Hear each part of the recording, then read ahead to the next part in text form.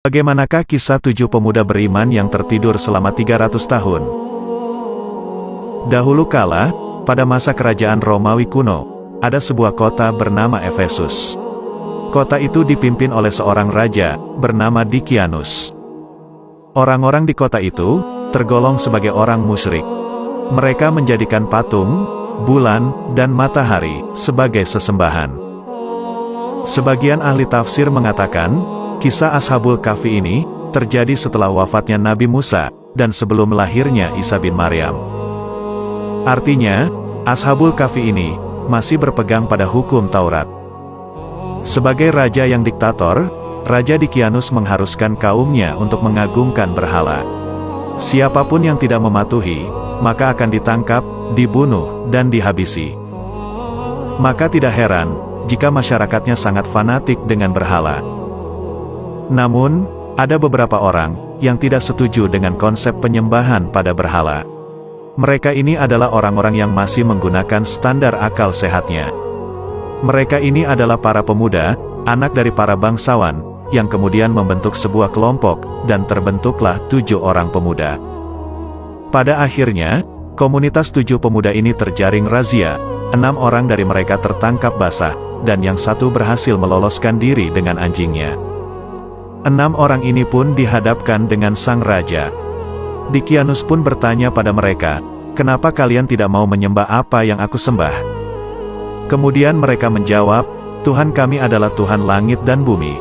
Kami tidak menyeru Tuhan selain Dia." Sungguh, kalau kami berbuat demikian, tentu kami telah mengucapkan perkataan yang sangat jauh dari kebenaran. Mendengar jawaban itu, Raja Dikianus pun memberi mereka tenggat waktu sampai 3 hari.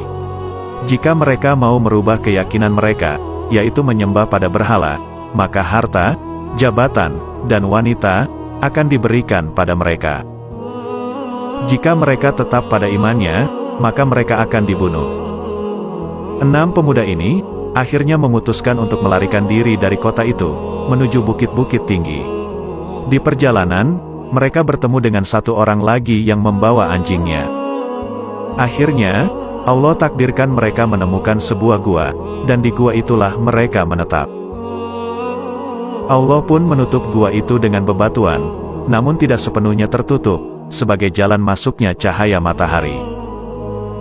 Karena hal itu, prajurit yang diutus oleh Dikianus pun tidak berhasil menemukan para pemuda tersebut. Kemudian, Allah membuat 7 pemuda itu tertidur pulas. Setelah 309 tahun, menurut perhitungan bulan, Allah pun kembalikan ruh kepada jasad mereka, dan bangunlah mereka dari tidurnya. Ketika itu mereka pun terheran-heran, rambut mereka menjadi gondrong, jenggot pun tumbuh secara brutal, dan anjing yang mereka bawa sampai terlihat seperti seekor singa. Kemudian mereka pun saling bertanya-tanya, "Sudah berapa lama kita tertidur?" Ada yang mengatakan, "Mungkin kita tertidur hanya 1 hari." Yang lain mengatakan, "Mungkin lebih." Dan yang lainnya lagi mengatakan, "Hanya Allah yang tahu." Salah satu dari mereka pun memutuskan untuk pergi ke kota untuk membeli makanan. Ketika hendak membayar, penjual makanan itu pun tidak mengenal mata uang yang dibawa itu. Karena penjual ini curiga, dibawalah pemuda ini pada sang raja. Setelah 3 abad, tentu rajanya bukan lagi Dikianus. Sang raja yang saat ini, benar-benar menyembah Allah, taat kepada Allah, dan mentauhidkan Allah. Akhirnya, ketika dihadapkan dengan sang raja, dan raja mendengar apa yang diceritakan dari utusan Ashabul Kahfi ini, raja pun turut senang dan bahagia. Itulah mengenai kisah 7 pemuda beriman, yang diabadikan oleh Al-Quran, dalam surat Al-Kahfi.